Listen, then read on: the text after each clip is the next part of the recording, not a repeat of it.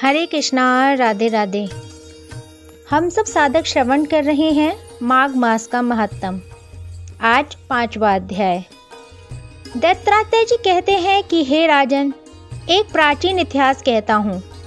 भृगु वंश में ऋषिका नामक की एक ब्राह्मणी थी, जो बाल्यकाल में ही विधवा हो गई थी। वह रेवा नदी के किनारे विंध्याचल पर्वत के नीचे तपस्या करने लगी। वह जितेंद्रिय, सत्यवक्ता, सुशील, दानशीलता तथा तप करके देह को सुखाने वाली थी।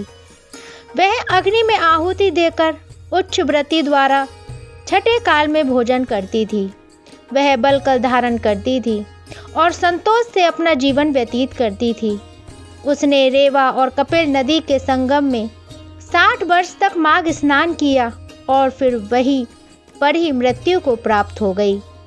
माघ स्नान के फल से वह दिव्य 4000 वर्ष तक विष्णु लोक में वास करके सुंद और उपसुंद दैत्यों का नाश करने के लिए ब्रह्मा द्वारा तिलोत्तमा नाम की अप्सरा के रूप में ब्रह्मलोक में उत्पन्न हुई। वह अत्यंत रूपवती, गान विद्या में अति प्रवीण तथा मुकुट कुंडल से शोभायमान थी। उसका रूप, यौवन और सौंदर्य देखकर ब्रह्मा भी चकित हो गए। वह तिलोत्तमा रेवा नदी की पवित्र जल में स्नान करके वन में बैठी थी।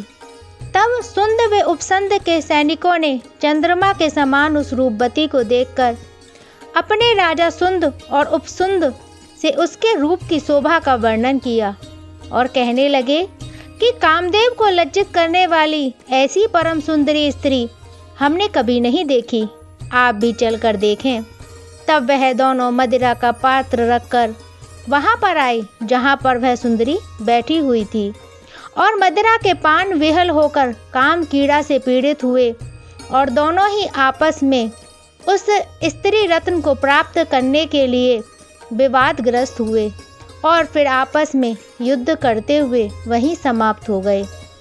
उन दोनों का मरा हुआ देखकर उनके सैनिकों ने बड़ा कोलाहल मचाया और तब तिलोत्तमा काल रात्रि के समान उनको पर्वत से गिराती हुई 10 दिशाओं को प्रकाशमान करती हुई आकाश में चली गई और देव कार्य सिद्ध करके ब्रह्मा के समान आई। तो ब्रह्मा जी ने प्रसन्नता से कहा कि हे चंद्रवती, मैंने तुमको सूर्य के रथ पर स्थान दिया। जब तक आकाश में सूर्य स्थित है, नाना प्रकार के भोगों को भोगो।